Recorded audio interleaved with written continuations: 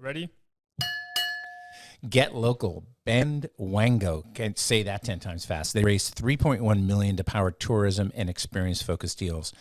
Really, this is an e-commerce play. It's really exciting. I love what they're doing here. They're really unlocking this local store vendor relationship that you would normally get at the Visitors Bureau, but often you would go to the Visitors Bureau page, you'd click on a link, and boom, off you go. You're forwarded, right? But in essence, Elvis has left the building. Here we're keeping you inside the experience, and this is really what this is.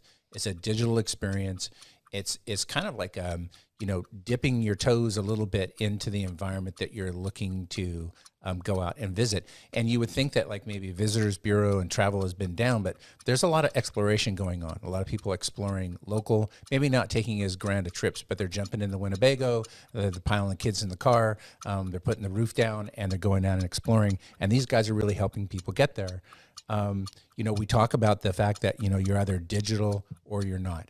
This is a really great example of, looking at the transformation and the disruption across every single industry. There's always a way to do things better. Oh, yeah, for sure. I'm loving the name here, Bandwango. You just mentioned it. Yeah, we are exploring more locally. My next door neighbor, they're in their Winnebago or whatever, the equivalent of that. I don't know if it's exactly Winnebago, but they're in their equivalent of that every single weekend. They're just like, they're gone. They're exploring locally. They're out there living life. Yeah. They can't, maybe they're not traveling to Disney World as much as they used to, but now they're just traveling locally. And I think it's great to see, right? This kind of forced us into this.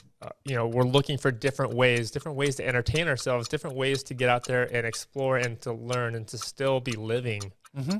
Yeah, and I think as part of that, like what Bandwango did was they unpacked the customer journey. Like follow the customer. Like you want to build a business, build it around the customer. Sounds simple, but like a lot of people start kind of in a back office thought and they think about like mechanics and stuff. These people here are taking out the friction of travel. And so in doing so, people get out the door. Yeah, my question is, how have they been able to bridge that gap between the digital and the physical, and what does that experience look like? Are they personalizing it? Is that the key thing that they're doing? It's part of it. It's part of it, but it's really, think about it as a store. It's a commerce store. You're going to that Visitors Bureau, and where typically they'd say like, hey, go down to Kyle's, Crab Shack. Now you can go on there and you can get coupons. You can do all that digitally. You can get that digitally redeemed when you go to Kyle's Crab Shack, all that kind of stuff. So like, it's really, really kind of, see how I put that together? I mean, I almost talked that in existence. I think we need to. Kyle's Crab Shack. I mean, I'm in the wrong business. I think so. We'll talk later. Kyle Crab Shack. That could stick, Frank. Good. That could stick. I think I know who to hire for CX on that one. Yes. Now, that's not to say you're going to wake up one day and say, we've arrived, we've adapted. It's a constant struggle and a constant battle to continuously adapt. We've adapted. We're there. Yeah. That doesn't exist. Well, there's a great saying that kind of builds on what you just mentioned, which is like, how do you open up a small business? You open up a big one.